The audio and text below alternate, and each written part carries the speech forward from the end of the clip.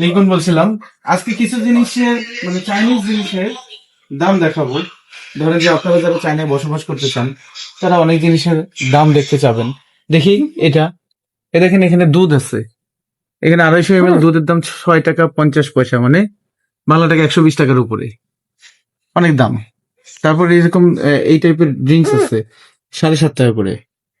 তারপর ধরেন যে এইটা একটা চা, এটা হচ্ছে 4 টাকা, মানে 80 RMB, 80 টাকা। এটা একটা অ্যাপল জুস টাইপ জুস, বা চা টাইপের কিছু। হ্যাঁ, এটার দাম 5, অর্থাৎ 100 RMB, 100 টাকা।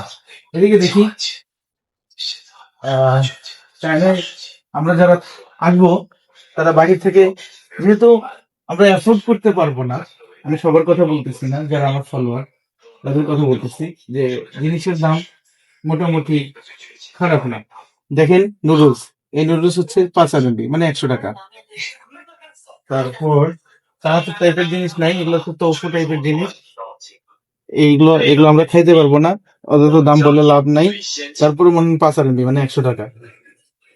হুম, তারপর হচ্ছে ত্রিশূল। পাউরুটি দেখি, আপনাদের পাউরুটি খেতে চান, এই যে পাউরুটি 5, অর্থাৎ 100 টাকা। 5 RMB, মানে 100 টাকা। এগুলো সব 5 RMB, 7 RMB করে, 140 টাকা। অথচ বাংলাদেশে কিন্তু অনেক বড়টা পাওয়া যাবে।